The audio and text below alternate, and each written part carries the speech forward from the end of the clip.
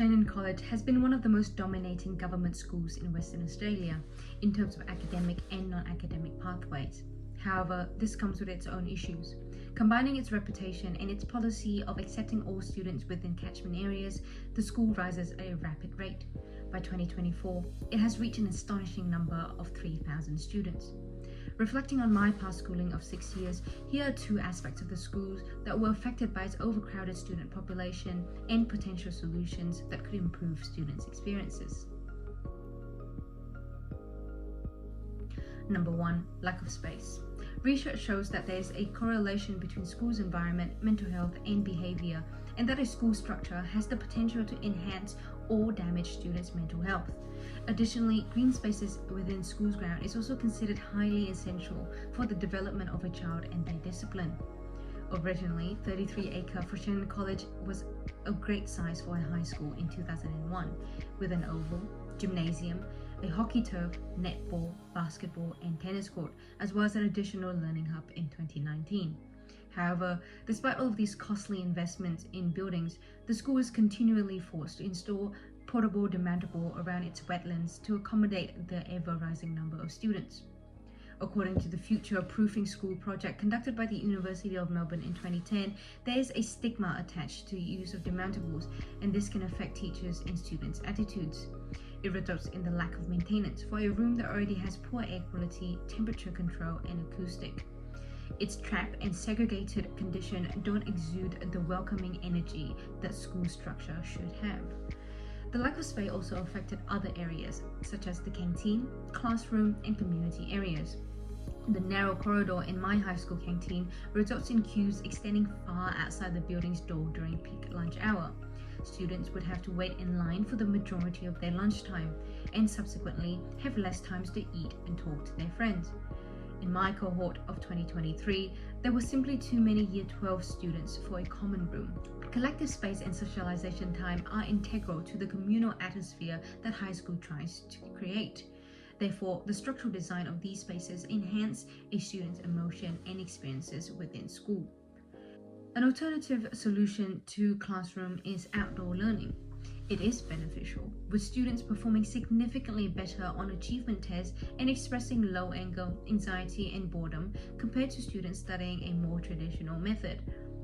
It is also with minimal cost, and while it is not the permanent solution to overcrowding, it is a good temporary one. This will also leave spaces for recreational room like a common room, a bigger canteen, or a meeting space. Shannon College has worked hard to avoid installing demountable classrooms on its heritage-protected Green Hill. However, if changes are not made, its areas of trees and vegetations for recreational and aesthetic purposes will be taken away. The history of pastoral care as a purpose of education is to create a supporting and encouraging environment. Taking advantage of the existing green area to study will get students more involved, motivated, and teach students to appreciate the space they're learning in. Another issue caused by overcrowded classroom is behavioral problem. While research on the link between students' behavior and overcrowded classroom in Australia is limited, studies in other countries show that rampant noise making is the most serious problem in overcrowded classrooms.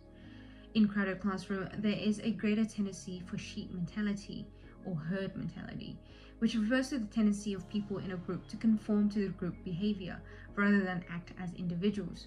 This makes it harder for teachers to control misbehavior, as it is more likely to manifest in a group rather than an individual.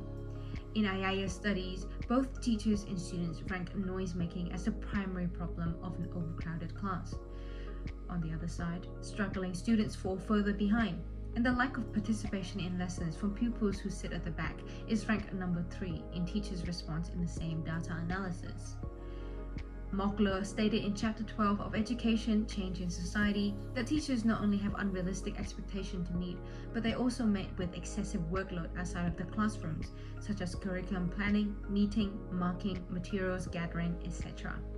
This, along with the rising class sizes and the subsequent misbehaving from pupils, is one of the reasons that leads to unhealthy stress for teachers. So why am I talking about teachers' mental health when the focus is on students' experiences in school cultures? The solution not only lies in reducing the number of students in classroom, it is also within the continuous support offered to teachers to have a positive impact on schools' culture. While it is acknowledged that public schools like Shenton pride themselves in being accepting of pupils of all cultures, backgrounds, and capabilities, the answer lies in state government to decide on the maximum number of students for big schools to avoid overwhelming the education system, its structural integrity, and cultural values. A teacher's influence is directly linked to the value and purpose of education. The pastoral care function of a school is to provide students with a caring and humane environment to learn and adapt. A teacher with poor mental health, however, will struggle to show up for their students in a positive way.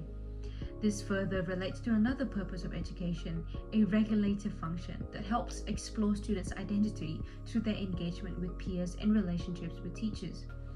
With overcrowded classrooms, teachers' attention is spread thin, and their ability to engage with individual students decreases, as well as the students' much needed exchange time with teachers to understand the hidden curriculum of social rules and expectations.